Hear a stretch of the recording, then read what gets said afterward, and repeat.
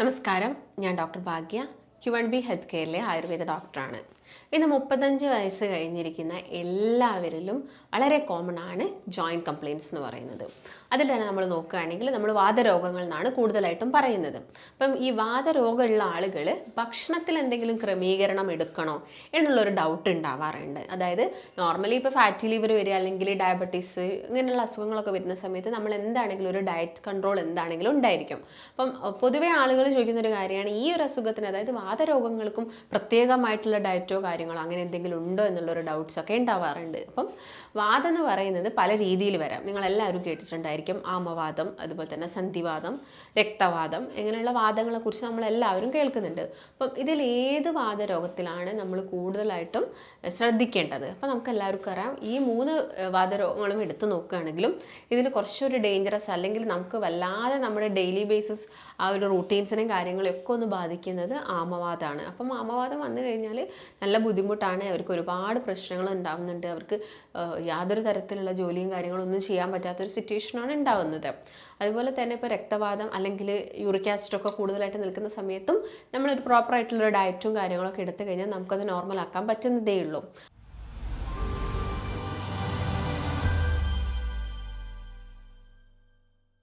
അതുപോലെ തന്നെ ഇപ്പോൾ സന്ധിവാദം അല്ലെങ്കിൽ ഓസ്റ്റിയോ ആർത്രൈറ്റിക് പേഷ്യൻസ് ഒക്കെ വരുന്ന സമയത്താണെങ്കിലും അവർ ഭക്ഷണത്തിൽ ഉൾപ്പെടുത്തേണ്ട കാര്യങ്ങളാണ് മെയിനായിട്ട്. അപ്പോൾ ഓസ്റ്റിയോ ആർത്രൈറ്റിക് എന്ന് പറയുന്നത് എന്താണ്?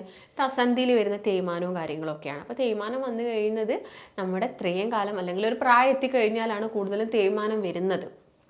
കൂടുതലും നമ്മളൊരു 45+ ഒക്കെ ആവുന്ന സമയത്താണ് തേയ്മാനവും കാര്യങ്ങളൊക്കെ ആളുകളിൽ സ്റ്റാർട്ട് ആവുന്നത്. ഇപ്പോൾ ഡെഫിഷ്യൻസി ഉണ്ടെങ്കിലും തേയ്മാനം വരാനുള്ള ചാൻസസ് കൂടുതലാണ്. വിറ്റാമിൻ ഡിയോ കാൽഷ്യത്തിൻ്റെ ഒക്കെ ഡെഫിഷ്യൻസി വരുന്ന സമയത്തും തേയ്മാനം വരാം. അപ്പോൾ ഇത് 3 നിങ്ങൾ മനസ്സിലാക്കേണ്ടതുണ്ട്. അപ്പം ആദ്യം തന്നെ നമ്മൾ ചെയ്യേണ്ട കാര്യം എന്താണ്? ബ്ലഡ് ടെസ്റ്റ് ചെയ്ത് നോക്കുക. ബ്ലഡ് ടെസ്റ്റ് ചെയ്തിട്ട് മറ്റെന്തെങ്കിലും പ്രശ്നങ്ങളാണോ നോക്കുക. അപ്പം ഓസ്റ്റിയോ ആർത്രൈറ്റിക് കണ്ടീഷനൊക്കെ ആവുന്ന സമയത്ത് കൂടുതലും നമ്മുടെ പെയിന് കോൺസെൻട്രേറ്റ് ചെയ്തിരിക്കുന്നത് നീ ജോയിൻറ്റിലാണ്, മുട്ടുകളിലാണ്. അതായത് നമ്മുടെ മുട്ടിൽ വേദനയാണ് ഓസ്റ്റിയോ ആർത്രൈറ്റിക് പേഷ്യൻസ് കൂടുതലായിട്ട് പറയുന്നത്. കാരണം അവരുടെ ആ ഒരു കംപ്ലീറ്റ് ആയിട്ടുള്ള ബോഡി വെയിറ്റ് കോൺസെൻട്രേറ്റ് ചെയ്തിരിക്കുന്നത് നമ്മുടെ മുട്ടിലും അതുപോലെ തന്നെ ഹിപ്പ് ജോയിൻറ്റിലുമാണ്. അപ്പോൾ മുട്ടിൽ വേദന വരുന്ന സമയത്ത് അവർക്ക് നടക്കാൻ ഭയങ്കര ബുദ്ധിമുട്ടായിരിക്കും. അപ്പം നിങ്ങളിപ്പം ഒരു സിസ്റ്റം കാണിക്കാൻ പോകുന്ന സമയത്ത് ചിലപ്പം അവർ നീ റീപ്ലേസ്മെൻറ്റ് തെറാപ്പിയൊക്കെ പറയുന്നുണ്ട്. അപ്പം അങ്ങനെ ആവുന്ന സമയത്ത് അത്രയും ഒരു ഡേഞ്ചറസ് കണ്ടീഷനിലോട്ട് അത് വരുന്നത് നമ്മൾ അത്രയും ശ്രദ്ധിക്കാതെ പോയിട്ട് ഒരു മാക്സിമം തേയ്മാനം വന്നതുകൊണ്ടാണ്.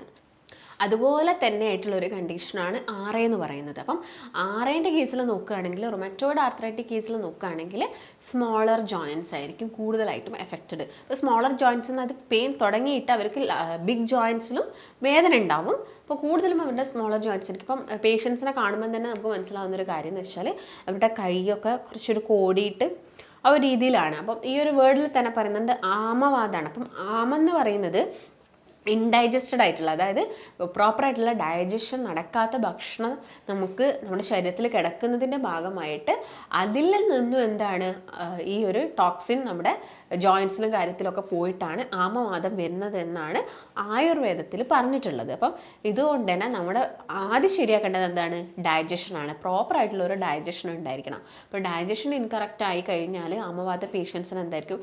പെയിന് കൂടാനുള്ള ചാൻസസ് ഉണ്ട്. അതുപോലെ തന്നെ മറ്റൊന്ന് യൂറിക് ആസിഡ് കൂടുന്ന കണ്ടീഷനാണ്. അപ്പോൾ യൂറിക് ആസിഡ് കൂടുന്ന കണ്ടീഷനിൽ നമ്മൾ പ്രോപ്പറായിട്ട് ഡയറ്റ് എടുക്കുക എന്നുള്ളതാണ്. നിങ്ങൾ എത്ര മെഡിസിൻസ് കഴിച്ചു കഴിഞ്ഞാലും നിങ്ങൾ ഭക്ഷണം ക്രമീകരണം തെറ്റായിട്ടുള്ള രീതിയിലാണെങ്കിൽ യൂറിക് ആസിഡ് നോർമൽ ആവാൻ നല്ല ബുദ്ധിമുട്ടായിരിക്കും. അപ്പം ഈ കേസുകളിൽ നമ്മൾ ചെയ്തിരിക്കേണ്ട ബ്ലഡ് ടെസ്റ്റ് എന്ന് പറഞ്ഞാൽ ഒന്ന് RA ടെസ്റ്റ് ചെയ്യുന്നത് നല്ലതാണ്. അതുപോലെ തന്നെ ഒന്ന് C റിയാക്റ്റീവ് പ്രോട്ടീൻസ് എത്രത്തോളം ഇൻഫെക്ഷൻ ESR മനസ്സിലാക്കുന്നതും എല്ലാം നല്ലതാണ്. അതുപോലെ തന്നെ uric acid, serum uric acid നോക്കുക. അതുപോലെ തന്നെ ഇപ്പോൾ ഓസ്റ്റിയോ ആർത്രൈറ്റിക് കണ്ടീഷനിലൊക്കെ കൂടുതലായിട്ടും വിറ്റാമിൻ ഡിയുടെ ഒക്കെ ഡെഫിഷ്യൻസിയാണ്. അപ്പോൾ വൈറ്റമിൻ ഡി, കാൽഷ്യം ഒക്കെ നിങ്ങളുടെ ശരീരത്തിൽ പ്രോപ്പറായിട്ട്, സെറം കാൽഷ്യം ഒക്കെ നോർമൽ ആണോ എന്നുള്ളൊരു കാര്യം കൂടി ചെക്ക് ചെയ്യുന്നത് എപ്പോഴും നല്ലതാണ്. അപ്പോൾ ഇത് മനസ്സിലാക്കിയാൽ മാത്രമേ നമുക്കതിന് പ്രോപ്പറായിട്ടുള്ള ചികിത്സ കൊടുക്കാനും പറ്റുള്ളൂ. അല്ലാതെ തന്നെ നിങ്ങൾക്കൊരു ജോയിൻറ്റ് പെയിൻ ഉണ്ടെന്ന് കരുതിയിട്ട് നിങ്ങൾ ഡയറക്റ്റ് ആയിട്ടൊരു കാൽഷ്യം ടാബ്ലറ്റോ സപ്ലിമെൻറ്റ്സോ ഒന്നും സ്റ്റാർട്ട് ചെയ്യരുത്. മേ ബി അത് ചിലപ്പോൾ യൂറിക് ആസിഡ് കൂടിയിട്ടും ജോയിൻറ്റ് പെയിൻസ് നമുക്ക് വരാം. അപ്പോൾ ജോയിൻറ്റ് പെയിൻസ് എന്ന് പറയുന്ന സമയത്ത് യൂറിക് ആസിഡിൻ്റെ കേസ് നോക്കുകയാണെങ്കിൽ സ്മോളർ ജോയിൻറ്റ്സിൽ തന്നെ എഫക്റ്റ് ആവുന്നുണ്ട്. അതുകൊണ്ടാണ് നിങ്ങൾ എപ്പോഴും ഒരു ബ്ലഡ് ടെസ്റ്റ് ചെയ്യണം എന്ന് പറയുന്നത്. അപ്പോൾ എന്ത് വന്നാലും നിങ്ങൾ ഡയറ്റിൽ ശ്രദ്ധിക്കേണ്ട കോമൺ ആയിട്ടുള്ള കുറച്ച് കാര്യങ്ങളുണ്ട്.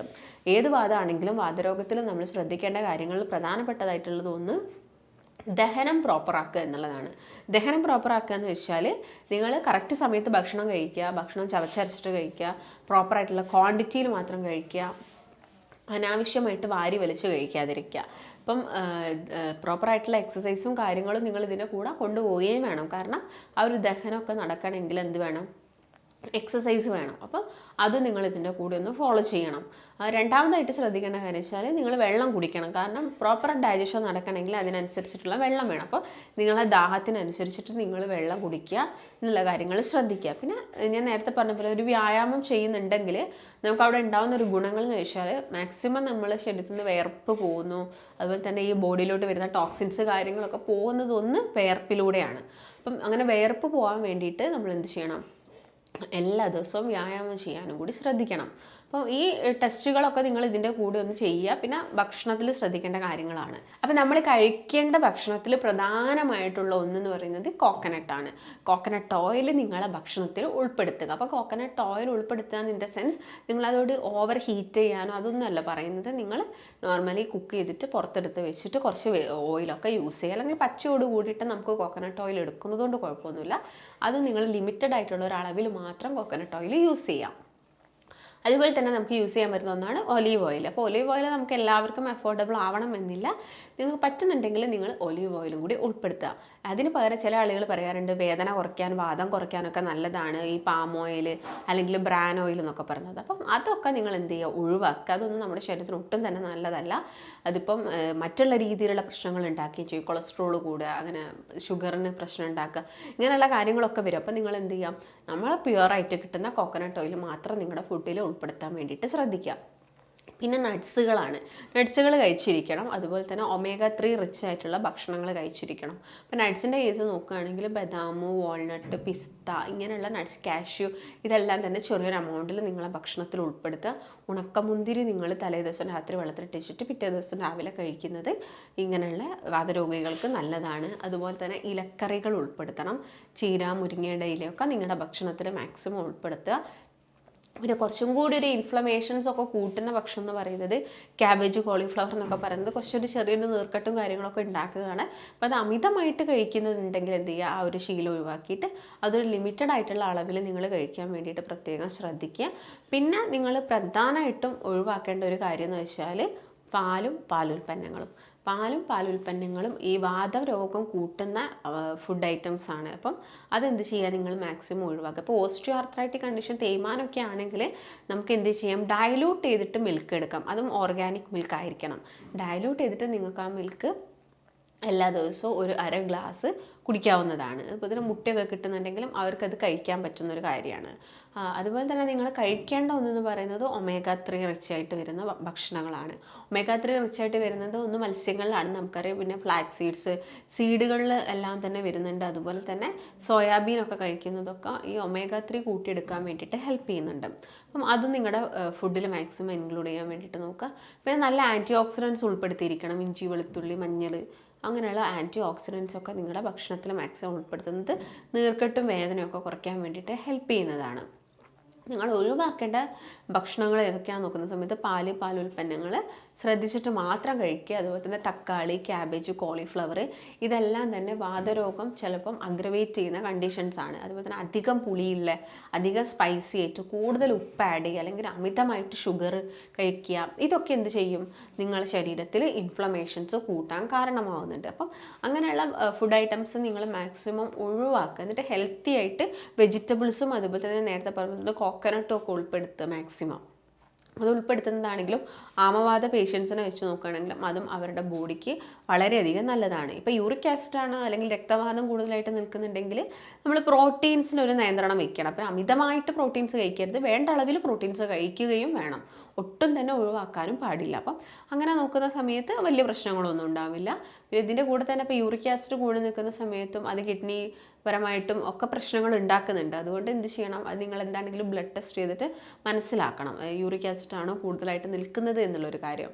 പിന്നെ അതിനനുസരിച്ച് ഭക്ഷണം കുടിക്കുക. പിന്നെ ഈ ആൽക്കഹോൾ, അതുപോലെ തന്നെ സ്മോക്കിങ്, അങ്ങനെ ശീലങ്ങളൊക്കെ ഉണ്ടെങ്കിൽ എന്ത് ചെയ്യുക, അതൊക്കെ ഒഴിവാക്കാൻ വേണ്ടിയിട്ടൊക്കെ നിങ്ങൾ പ്രത്യേകം ശ്രദ്ധിക്കണം. പിന്നെ ഞാൻ നേരത്തെ പറഞ്ഞു, എക്സസൈസ് എന്താണെങ്കിലും ഒരു 45 മിനിറ്റ്സ് ഡെയിലി ചെയ്തിരിക്കണം ഇതിൻ്റെ എല്ലാം കൂടെ തന്നെ. പിന്നെ നമുക്ക് പീസ്ഫുൾ, ഇപ്പോൾ ഈ അമവാദ പേഷ്യൻസിനൊക്കെ എപ്പോഴും ഭയങ്കര സാഡായിട്ട് ഇരിക്കുന്ന ആളുകളാണ് അവർ, ഇങ്ങനെ പ്രശ്നമുണ്ട്, റൊമാറ്റോയിഡ് കണ്ടീഷൻസ് ആണെന്നൊക്കെ പറഞ്ഞിട്ട്.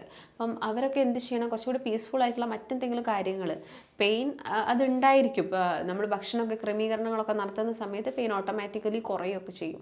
അത് വിചാരിച്ചിട്ട് നിങ്ങൾ ഒട്ടും തന്നെ മൂവ്മെൻറ്റ്സ് കൊടുക്കാതെ ഇരിക്കുക, അങ്ങനെയൊന്നും ചെയ്യരുത്. അതായത് കൂടുതലായിട്ട് നമ്മൾ അതിനെ കുറിച്ച് ആലോചിക്കാതിരിക്കുക, അസുഖത്തിനെ കുറിച്ച് ആലോചിക്കാതെ മറ്റുള്ള കാര്യങ്ങളിലൊക്കെ ഇടപെടുന്ന സമയത്ത് നമ്മുടെ ഈ ബുദ്ധിമുട്ടും കാര്യങ്ങളൊക്കെ നമുക്ക് കുറഞ്ഞോളും. ഈ കാര്യങ്ങളൊക്കെയാണ് നിങ്ങൾ മെയിനായിട്ടും ഈ വാതരോഗങ്ങൾ പിടിപെടുന്ന ആളുകൾ ശ്രദ്ധിക്കണം. ഭക്ഷണത്തിൽ ശ്രദ്ധിക്കേണ്ടതും ഒഴിവാക്കേണ്ടതുമായിട്ടുള്ള കാര്യങ്ങൾ. പിന്നെ നല്ല പെയിൻഫുൾ കണ്ടീഷൻ ആണെങ്കിൽ നമുക്ക് വിഗറസ് ആയിട്ടുള്ള എക്സസൈസോ കാര്യങ്ങളോ ഒന്നും ചെയ്യാൻ പറ്റിയെന്ന് വരില്ല. അപ്പം മാക്സിമം ഭക്ഷണത്തിലൊക്കെ ശ്രദ്ധിച്ചിട്ട് കൃത്യമായിട്ടുള്ള രീതിയിൽ മെഡിസിൻസും കാര്യങ്ങളൊക്കെ എടുക്കുക. അപ്പം അങ്ങനെയൊക്കെ ചെയ്ത് പോവുകയാണെങ്കിൽ ഇതൊക്കെ നമുക്കൊരു പരിധി വരെ കുറച്ചെടുക്കാൻ സാധിക്കുന്നതാണ്. അപ്പോൾ എല്ലാ കേസുകളും നമുക്ക് കംപ്ലീറ്റ് ആയിട്ടുള്ളൊരു ക്യൂർ ഉണ്ടാവണം എന്നില്ല, എന്നാലും നമുക്ക് ആ പെയിനും കാര്യങ്ങളൊക്കെ കുറവാക്കി അല്ലെങ്കിൽ കുറച്ചെടുക്കുക എന്നുള്ളതാണ് നമ്മുടെ ഒരു മെയിനായിട്ട് നമുക്ക് ചെയ്യാൻ പറ്റുന്ന കുറച്ച് കാര്യങ്ങൾ. അപ്പോൾ നിങ്ങളിങ്ങനെ ഇതുപോലെ ബുദ്ധിമുട്ടുള്ള ആളുകളാണ്, ഒരുപാട് കാലമായിട്ട് മെഡിസിൻസ് എടുക്കുന്നവരാണെങ്കിലൊക്കെ നിങ്ങൾക്ക് കൺസൾട്ടേഷൻ അത്യാവശ്യമായിട്ടുണ്ടെങ്കിൽ താഴെ കാണുന്ന നമ്പറിൽ കോൺടാക്റ്റ് ചെയ്യാം. നമുക്ക് മറ്റൊരു നല്ല ഹെൽത്ത് ടോപ്പിക്കായിട്ട് വീണ്ടും കാണാം. നന്ദി.